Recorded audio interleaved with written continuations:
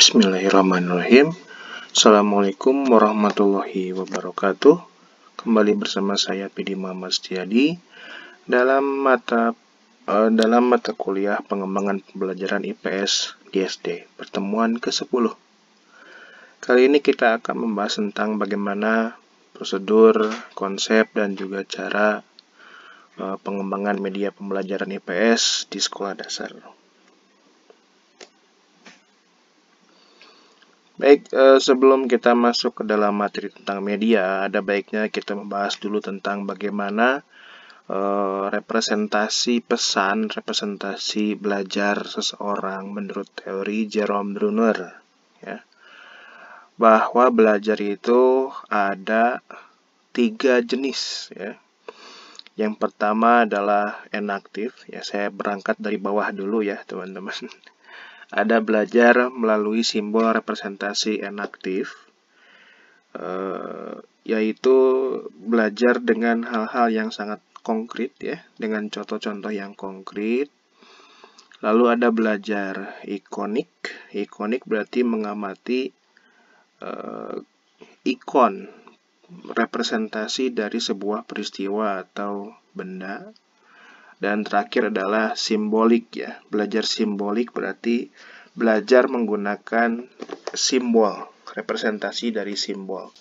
Nah, kenapa teman-teman teori ini sangat penting? Karena nantinya Anda akan berkecimpung dengan ketiga jenis belajar melalui representasi pesan ini, ya.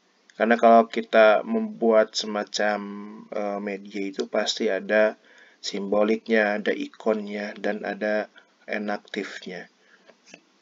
Ini saya sebutkan contohnya di sini. Ketika belajar enaktif, siswa menunjukkan uang atau spesimen uang. Sementara itu, belajar ikonik, contohnya siswa mengamati media gambar, aktivitas ekonomi di pasar.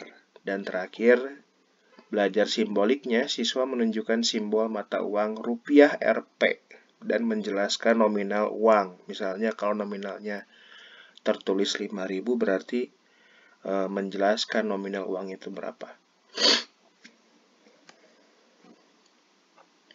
Lalu di sini ada siklus belajar David Kolb, ya. David Kolb ini menjelaskan tentang bagaimana sih proses belajar bisa terjadi, ya. Diawali dengan concrete experience. Concrete experience atau pengalaman nyata, ya. Di sini teman-teman saya contohkan misalnya siswa mengingat pengalaman menggunakan uang, misalnya dalam aktivitas jajan, ya. Lalu ada reflective observation. Tahap selanjutnya adalah observasi secara reflektif. Siswa menceritakan atau menyimak cerita tentang penggunaan uang. Lalu ketiga, lanjut ke abstract conceptualization, ya, konseptualisasi abstrak. Kemudian nanti siswa menjelaskan proses jual beli secara konseptualisasi, ya. Dan terakhir, active experimentation atau eksperimen secara aktif. Siswa memberikan contoh penggunaan uang dalam kehidupan sehari-hari, atau siswa memerankan sosiodrama, ya, aktivitas jual beli di pasar. Dan setelah active experimentation, nanti masuk lagi ke concrete experience. Jadi ini kalau belajar itu seperti siklus menurut David Kolb. Seperti apa kalau kita simpulkan dari David Kolb ini, ya. Jadi dari pengalaman konkret yang ada di sebelah kiri, ya, di bagian ini.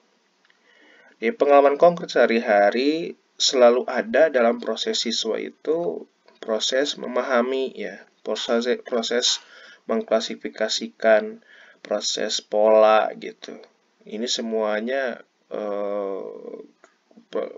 terjadi dalam internal siswa, ya, tentang bertanya kemudian menjawab di dalam diri sendiri, gitu. Dan ini sering kali kita lupa, ya, bahwa kita tuh nggak usah bikin materi atau media selalu talk dengan buku, karena sebetulnya siswa sendiri bisa menjadi sumber. Masalahnya adalah bagaimana caranya mereka merepresentasikan ide mereka, ya. Bagaimana merepresentasikan ide mereka. Nah, ini adalah salah satu cara agar siswa bisa merepresentasikan ide mereka melalui siklus belajar David Kolb, ya. Nah, lebih lanjut, kita akan masuk ke teori tentang media pembelajaran. Di sini ada dua pembahasan ya di dalam satu slide. Maksudnya ini biar simpel saja sih sebetulnya. Tapi penjelasan tentang kedua teori ini tidak sesimpel itu, teman-teman. Tapi saya akan jelaskan secara sederhana saja. Yang pertama tentang karakteristik media ya. Ini berdasarkan teori dari Gerlach dan Elie. Yang pertama ada fixative property. Ya. Fixative property itu semacam apa karakteristik ini? Jadi media itu dikatakan media pembelajaran, ya. Media itu dikatakan media pembelajaran kalau dia memiliki fixative property. Yang pertama, fixative property itu berarti dia bisa merecord, ya, bisa merekam fenomena, ya, bisa memunculkan barang atau mewakili barang atau benda, ya, dan dia bisa mewakili sebuah kejadian, gitu. Nah, makanya kenapa di sini istilahnya merekam, ya. Misal kalau kita kan nggak bisa ya siswa-siswa dibawa. Misalnya untuk mempelajari gunung berapi dibawa langsung ke gunung berapi yang mau meletus kan nggak mungkin juga ya.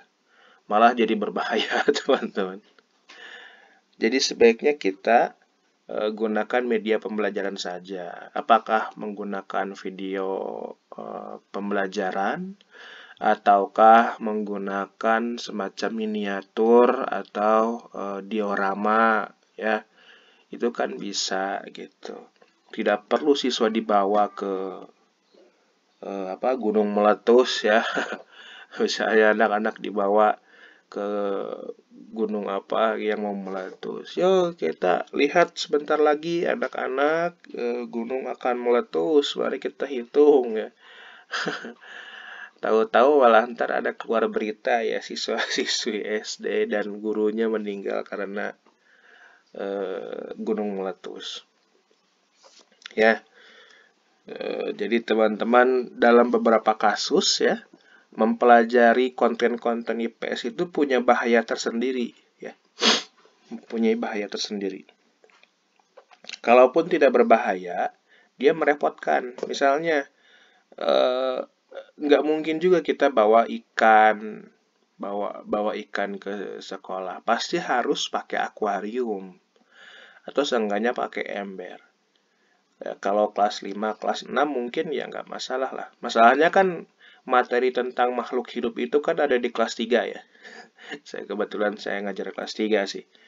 Jadi kalau materi tentang makhluk hidup ada di kelas 3 ya kebayang nggak tuh ngatur anak-anak bawa ember terus bawa ikan.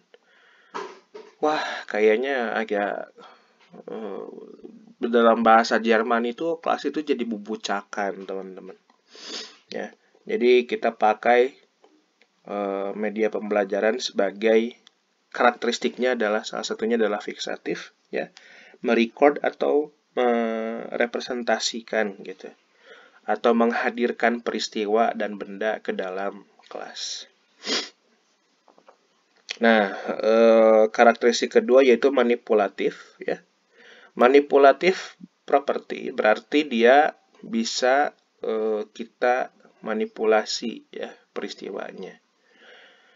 Bagaimana maksudnya? Misalnya nih peristiwa sejarah yang sangat panjang ya. Kita bisa singkat hanya dalam waktu 5 menit misalnya dengan menonton video dokumenter. Jadi di sini dalam sifat manipulatif ini kejadian-kejadian itu bisa kita persingkat. Atau ambil contoh lah, pertumbuhan kecambah, ya, pertumbuhan tumbuhan lah. Itu kan terjadi bisa seminggu, 2 minggu, 3 minggu ya.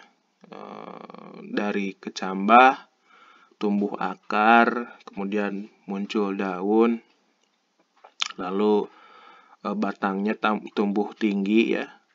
Terus bertambah tinggi, nambah cabang, nambah daun ya. Itu kan terjadinya lama ya, teman-teman. Bisa berminggu-minggu kan. Itu kan kalau kita mengamati kan terlalu lama. Kalau menggunakan media, tinggal di time lapse aja.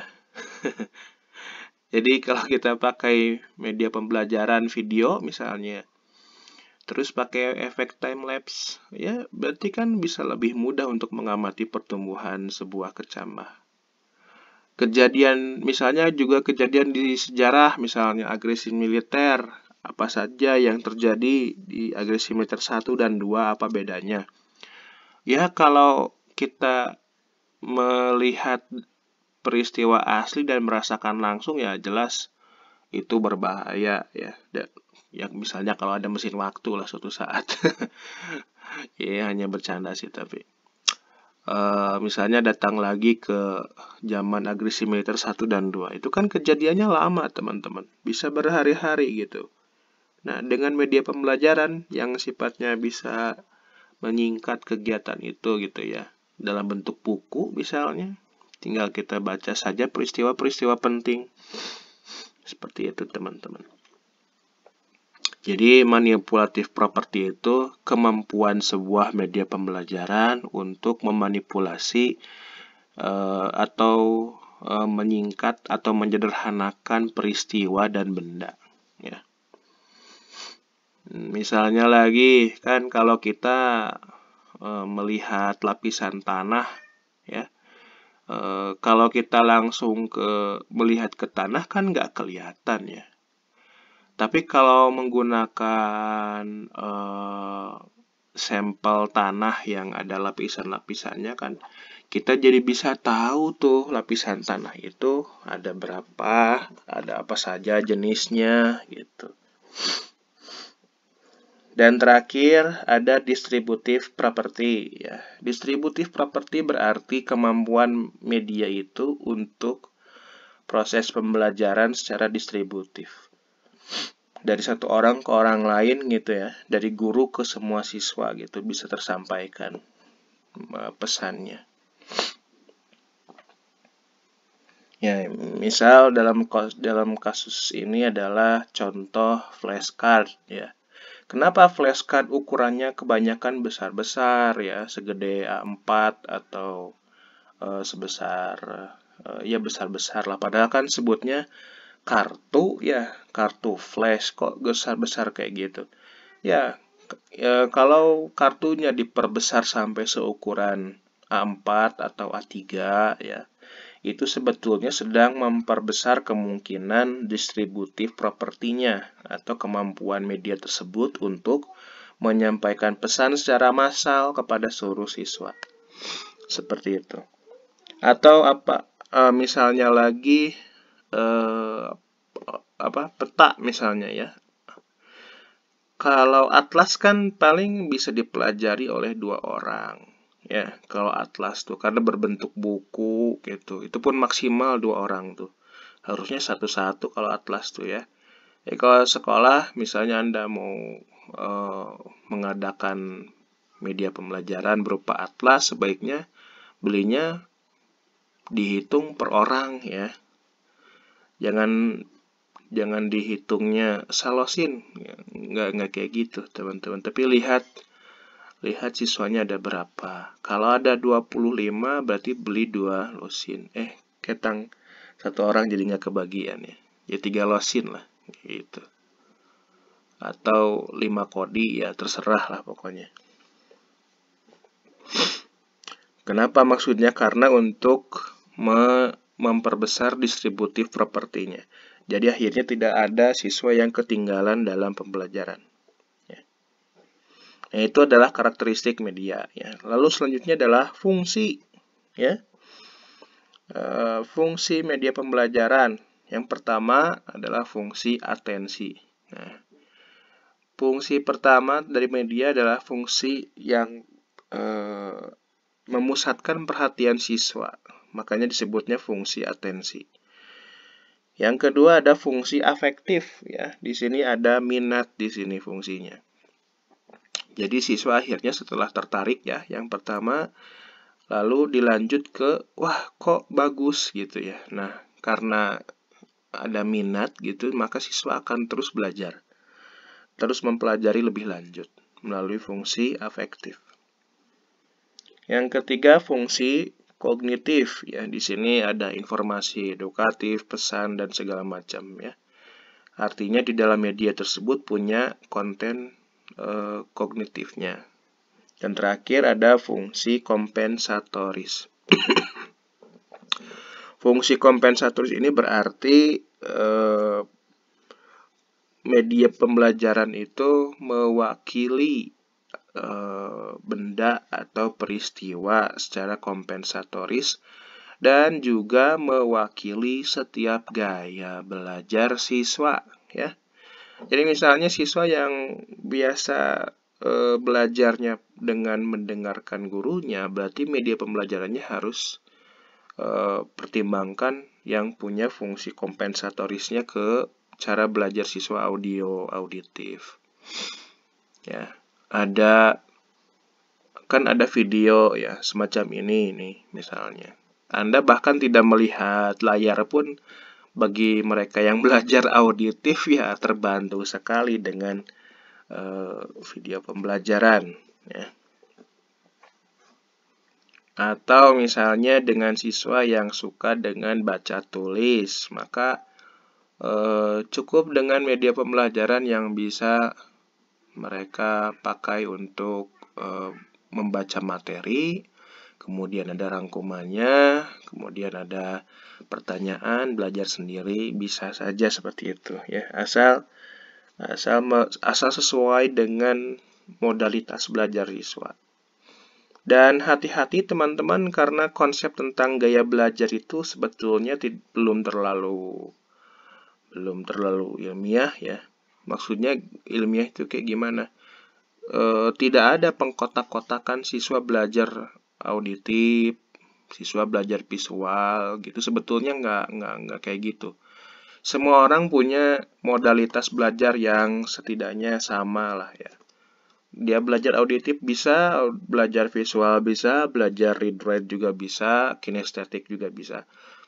Cuman berapa persen yang paling banyak gitu ya. Kalau persen juga nggak bisa ya, kuantitatif. Ini sifatnya ke kualitatif sih.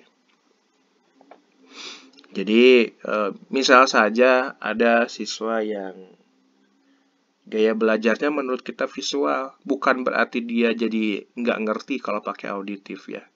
Dia bisa ngerti auditif gitu. Cuman yang memberikan pengaruh besar dalam proses belajarnya adalah visual. Oke, ini klasifikasi media pembelajaran ya. Ada yang berupa kriteria sifat, ada kriteria kemampuan jangkauan, dan ada teknik pemakaian. Nah, ini teman-teman bisa kita pelajari langsung saja ya. Ada realia berarti barang asli ya. Auditif berarti sifatnya audio, sifatnya.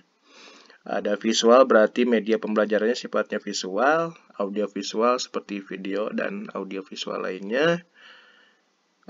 Terakhir teks ya. Lalu ada klasifikasi kemampuan jangkauan luas rentak, ada yang terbatas ruang waktu ya. Lalu ada teknik pemakaian yang diproyeksikan dan ada yang tidak diproyeksikan. Nah, teman-teman, klasifikasi ini tidak kaku ya. Pembatasan klasifikasi ini tidak kaku. Misalnya saja bukan berarti media pembelajaran teks isinya harus teks semua ya. Bisa ada visual di sana. Bahkan dengan adanya augmented reality, bahkan audio pun bisa masuk ke dalam teks ya. suatu penemuan yang bahkan buat saya mengagumkan dan buat teman-teman biasa saja mungkin ya, karena saya berasal dari generasi awal masuknya komputer ke dalam lingkungan ekosistem pendidikan kita. Baru ini sebetulnya. Kalau saya ya karena sudah dari awal, jadi menurut saya ini augmented reality itu cukup mengagetkan teman-teman. Ada yang tertarik dengan augmented reality, silahkan pelajari itu, atau ada yang tertarik untuk menjadikannya judul skripsi, ya silahkan lanjutkan ya. Nah, ini peran media dalam interaksi pembelajaran ya. Ada yang pertama di bagian sebelah kiri ya. Ada istilah instructor directed instruction. Ada instructor independent instruction. Jadi di sini maksudnya adalah ada pembelajaran yang didireksi langsung ya, diarahkan langsung oleh guru. Ada pembelajaran yang bahkan guru pun tidak terlalu banyak berperan, tapi siswa lebih independen.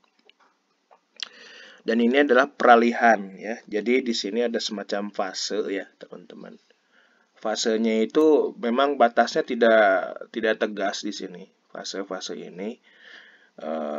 Jadi bisa saja teman-teman bisa mengobservasi saja ke sekolah, kira-kira pembelajaran di sekolah itu masuknya ketika mereka pakai media itu yang mana. Saya ambil contoh ini. Guru ketika langsung ngajar ke siswa tanpa media itu instructor directed instruction ya. Kalau mulai beralih pakai media ya, guru pakai media dan satu arah ke siswa gitu ya. Jadi siswa sebagai penerima informasi saja. Tapi sudah mulai ada peralihan menggunakan media. Lalu ada guru, media, dan siswa saling berinteraksi satu sama lain ya. Jadi siswa dengan media itu ada tuk-toknya gitu. Dan guru pun dengan media pun ada tuk-toknya. Contohnya seperti apa? Seperti saya menggunakan spot, teman-teman. Jadi ketika Anda menggunakan spot atau menggunakan YouTube, Anda ngasih komentar di YouTube misalnya.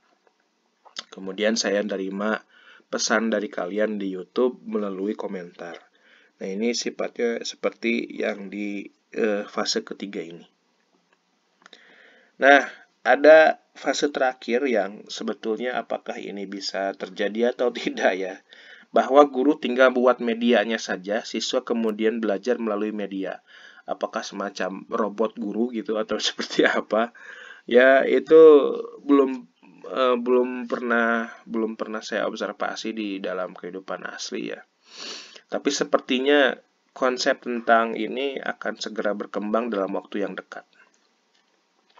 Ya. Baik, selanjutnya ada bagan yang di sebelah kanan dari Wiryawan, sistem interaksi ya. Sistem interaksi sebetulnya ini sistem interaksi biasa, tapi saya kemudian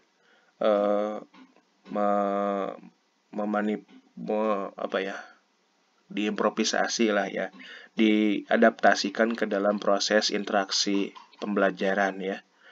Jadi ada komunikan, ada komunikator ya. Jadi di dalam konteks interaksi antara komunikator dengan komunikan, mereka saling bertukar konten. Kontennya dibalut dengan konteks. Ya. Karena konteks itu nyampe ke komunikan biasanya terjadi gangguan atau hambatan, maka misalnya ya, apakah karena suara bising di ruangan kelas misalnya ya, karena ruangan kelasnya kebetulan berdekatan atau nempel dengan jalan raya misalnya, atau kondisi kelas yang cukup rame, atau misalnya lagi karena ada hambatan fisik misalnya. Tidak perlu saya sebutkan lah ya. Nah, ini akan menjadi distraksi ya, atau hambatan atau gangguan. Maka butuh peran media dalam penyampaian konten ini. kepada komunikan. Seperti itu. Jadi ini sebetulnya sistem interaksi biasa, tapi saya modifikasi ke dalam sistem interaksi pembelajaran. Nah, ini prosedur pengembangan media pembelajaran. Saya mungkin sudah pernah bahas tentang ini ya. Ada model Azure ya. Ini memang model yang direkomendasikan oleh Heini dan kawan-kawan terkait dengan pengembangan media pembelajaran ya. Sebetulnya Azure ini bisa digunakan untuk media pembelajaran siap pakai. Jadi sudah bisa dipakai langsung, tapi harus dikembangkan dulu misalnya. Atau yang dibuat baru ya. Jadi teman-teman bisa pakai model ini. Cakupannya pun bisa bahkan direkomendasikan untuk media pembelajarannya yang berbasis teknologi atau digital atau online. Ya. Namun Anda perlu mempertimbangkan sasaran siswanya seperti apa. Karena aktivitas belajar siswa itu suka sambil bermain ya. Jadi si media pembelajaran pun bisa tuh mengadopsi bentuk atau prosedur mainan atau alat permainan edukatif ya, APE. Dan pertimbangkan bobot konten IPS dengan konteks pembelajaran tematik ya, apalagi ini kalau di kurikulum 2013. Kalau di kurikulum yang terbaru, kurikulum Merdeka misalnya, Anda perlu pertimbangkan IPA dan IPS bisa digabung dalam satu media. Ya. Nah, perencanaannya seperti apa? Setidaknya pengembangan media pembelajaran itu butuh perencanaan ya seenggaknya 3 dari 4 ini ya. Yang pertama, naskah materi atau bahan teks atau handout materi ya. Jadi sebelum Anda bikin media itu, materinya dulu dibuat dulu gitu. Nanti bisa jadi satu materi ada Anda bikin 5 atau 6 media pembelajaran itu sudah lazim, teman-teman. Lalu ada naskah media ya. Ada naskah media. Kalau dia bentuknya visual misalnya, Anda jelaskan di dalam naskah media itu warnanya apa, kemudian unsur apa saja yang terdapat di dalam media visual tersebut ya. Atau kalau bentuknya audio berarti apa yang mau dibicarakan, dialog, apakah bentuknya dialog atau monolog dan sejenisnya. Jadi naskah media. Jadi naskah medianya setiap jenis media itu berbeda ya nantinya. Kalau bentuknya video naskahnya gini, kalau bentuknya video audio misalnya itu bentuknya gini, kalau visual bentuknya beda lagi. Jadi tiap naskah media itu berbeda-beda. Dan ada garis besar pengembangan media ya. Di sini sebetulnya bentuknya tabel ya. Nanti mungkin saya bisa perlihatkan di kelas kalau sudah masuk kegiatan luring. Dan terakhir storyboard jika medianya berupa video atau game atau apapun yang memuat penjelasan materi berupa alur ya. Jadi si medianya itu berupa ada alurnya gitu medianya. Silakan pakai jenis storyboard. Ya, setidaknya 3 dari 4 ini Anda punya ya. Bahkan sebetulnya bagi beberapa dosen atau guru senior, yang penting naskah materinya sudah ada, itu bisa bikin media. Ya, bisa saja, tapi pertimbangkan bahwa kalau teman-teman masih muda, masih junior, baru lulus, masih fresh graduate, ya sebaiknya Anda pertimbangkan dulu. Ya, biar nanti media pembelajaran yang Anda kembangkan tidak pacorokokot. Ya, tidak pacorokokot dengan media yang lain. Nah, ini jenis-jenis media yang pernah dikembangkan di lab IPS ya. Ada pop-up, ada papan flanel, ada denah atau peta ya, komik, flashcard, roulette, ada ular tangga besar yang sekarang Anda duduki mungkin. Sering Anda duduki di lab IPS ya, ada ular tangga besar di sana. Ada Atlas, game, video, dan augmented reality ini masih dalam proses ya. Namun ada semacam catatan dan refleksi buat kita semuanya karena sejak tahun 50-an ya, klasifikasi media pembelajaran kan cuma 5 tuh.